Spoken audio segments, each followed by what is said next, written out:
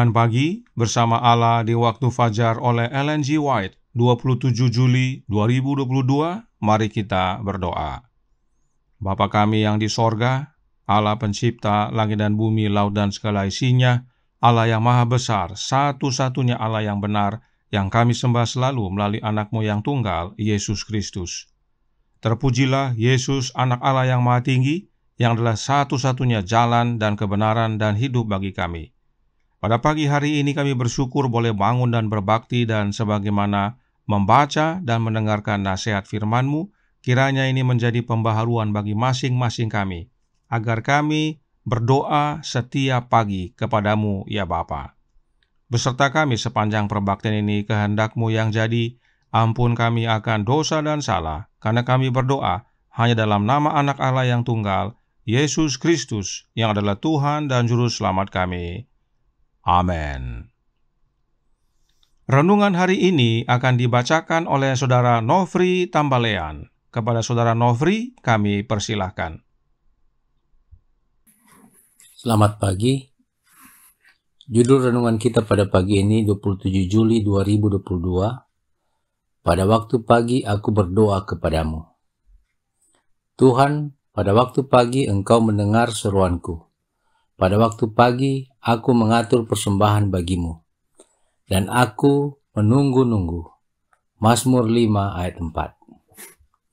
Ketika engkau bangun di pagi hari, apakah engkau merasa tidak berdaya dan memerlukan kekuatan dari Tuhan? Apakah engkau dengan rendah hati dan sepenuh hati menyatakan keinginanmu kepada Bapa Surgawi? Jika demikian, malaikat akan menandai doa-doamu, dan bila doa-doa ini tidak keluar dari bibir yang berpura-pura, maka jika engkau berada dalam bahaya karena secara tidak sadar melakukan kesalahan dan memberikan pengaruh yang akan membuat orang lain melakukan kesalahan, malaikat pelindung akan berada di sampingmu, mendorong engkau ke arah yang lebih baik, dan memilih kata-kata untukmu, serta memengaruhi tindakanmu. Jika engkau merasa tidak dalam bahaya, dan jika engkau tidak berdoa memohon bantuan dan kekuatan untuk menahan godaan, engkau pasti akan tersesat.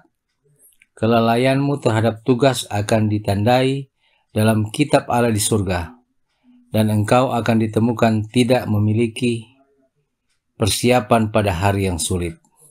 Testimonies jilid 3, halaman 363-364. Pagi dan malam raihlah kemenangan untuk dirimu sendiri, di keluargamu sendiri. Jangan biarkan pekerjaanmu menghalangi engkau. Luangkan waktu untuk berdoa. Dan saat engkau berdoa, percayalah bahwa Tuhan mendengarkanmu. Miliki iman yang bercampur dengan doa. Engkau mungkin tidak selalu merasakan jawaban langsung. Demikianlah iman itu diuji. Engkau akan melihat apakah engkau percaya kepada Tuhan, apakah engkau memiliki iman yang hidup dan teguh. Testimonies jilid 1 halaman 167. Mereka yang menghubungkan diri kepada Allah akan diakui sebagai anak-anaknya.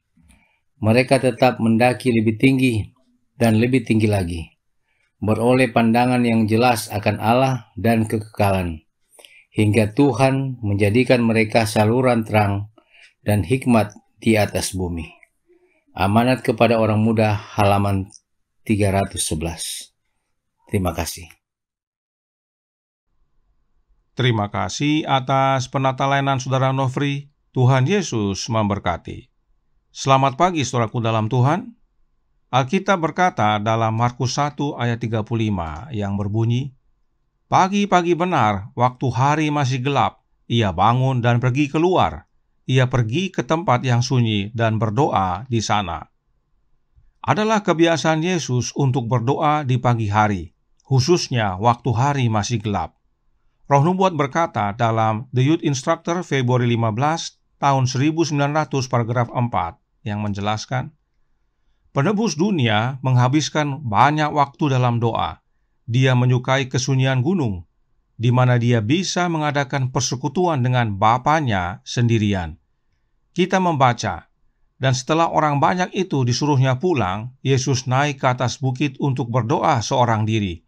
Ketika hari sudah malam, ia sendirian di situ. Pagi-pagi benar, waktu hari masih gelap, ia bangun dan pergi keluar. Ia pergi ke tempat yang sunyi dan berdoa di sana. Pada waktu subuh, Yesus pergi ke gunung untuk berdoa, menghabiskan waktu bersekutu dengan Bapanya sendirian. Artinya, hanya Bapa dan anaknya yang bersekutu. Untuk apa? Membina kehidupan abadi, halaman 100 paragraf 1 menjelaskan. Kristus senantiasa menerima dari Bapa agar Dia dapat menyampaikannya kepada kita. Firman yang kamu dengar itu bukanlah daripadaku, katanya, melainkan dari Bapa yang mengutus aku. Anak manusia datang bukan untuk dilayani, melainkan untuk melayani. Bukan bagi dirinya sendiri, melainkan buat orang lain, ia tinggal, berpikir, dan berdoa. Dari waktu yang digunakan dengan Allah, ia datang pagi demi pagi untuk membawa terang dari sorga kepada manusia. Yesus berdoa dari subuh ke subuh untuk menerima dari Bapa apa yang harus dia sampaikan. Sebab perkataan yang Yesus sampaikan bukan dari dirinya sendiri, tetapi dari Bapanya, agar terang yang dari sorga menjadi bagian kita. Dan dalam berdoa, Yesus menerima kuasa. Pastoral Ministry halaman 282 paragraf 3 berkata, dalam doa Kristus memiliki kuasa dengan Allah dan menang. Pagi demi pagi dan petang demi petang, dia menerima kasih karunia agar dia dapat membagikannya kepada orang lain. Kehidupan doa Yesus adalah teladan bagi kita. Yesus yang adalah anak Allah berdoa dan bersekutu dengan Bapanya. Terlebih lagi kita manusia yang lemah dan berdosa ini. Kita perlu kuasa. Itu sebabnya Roh Nubuat menyatakan dalam The Upward Look halaman 246 paragraf 2. Pagi ini harapanku ada di dalam Kristus Juru Selamatku. Aku berdoa agar Dia akan memberikan Roh Kudus-Nya kepadaku setiap hari, agar dengan hati dan pikiran serta kekuatan aku dapat memuliakan Dia dalam hidup ini. Ini adalah doa Nyonya White. Dia berdoa kepada Yesus agar Yesus memberikan Roh-Nya yang kudus kepada Nyonya White, agar oleh kehadiran Roh-Nya Yesus, kita menerima kuasa dan kekuatan untuk memuliakan Dia dalam hidup kita. Karenanya, ingat kembali kutipan berikut ini dalam Prayer halaman 23 paragraf 2. Nafas jiwa yang pertama di pagi hari seharusnya untuk kehadiran Yesus. Di luar aku, dia berkata, kamu tidak dapat berbuat apa-apa. Yesuslah yang kita butuhkan. Terangnya, hidupnya, Roh-Nya harus menjadi milik kita terus-menerus. Kita membutuhkan Dia setiap jam. Itu sebabnya renungan hari ini berkata dalam Bersama Allah di waktu fajar halaman 229 paragraf 3. Pagi dan malam raihlah kemenangan untuk dirimu sendiri di keluargamu sendiri. Jangan biarkan pekerjaanmu menghalangi engkau. Luangkan waktu untuk berdoa, dan saat engkau berdoa, percayalah bahwa Tuhan mendengarkanmu.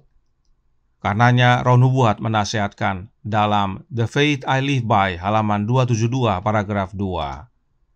Jika pernah ada saat di mana setiap rumah harus menjadi rumah doa, sekaranglah saatnya.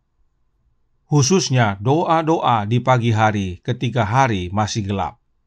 Mari sebagaimana Yesus mengambil waktu berdoa di pagi hari saat masih gelap, dalam keheningan bersekutu dengan Bapanya.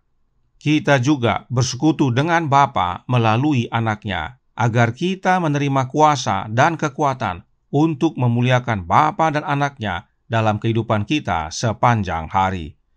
Kiranya ini menjadi pembaharuan dan sukacita bagi kita semua. Tuhan memberkati, saya bawa dalam nama Yesus. Amin. Mari kita berdoa. Bapa kami yang di sorga, Allah pencipta langit dan bumi, laut dan segala isinya, Allah yang maha besar, maha kuasa, sumber segalanya, yang kami sembah selalu melalui anak-Mu yang tunggal, Yesus Kristus.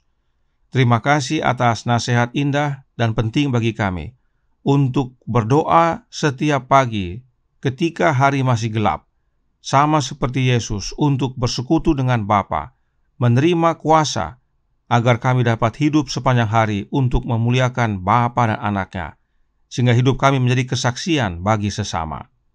Karenanya, tolong kami ya Bapa, curahkan roh Anak-Mu dalam hati ini. Hanya oleh karena kehadiran Roh-Mu ya Yesus kami dapat diubahkan. Sebab di luar Engkau ya Yesus kami tidak dapat berbuat apa-apa. Beserta kami sepanjang hari ini kehendak-Mu yang jadi. Ampun kami akan dosa dan salah, karena kami berdoa hanya dalam nama Anak Allah yang tunggal, Yesus Kristus, yang adalah Tuhan dan Juru Selamat kami. Amin.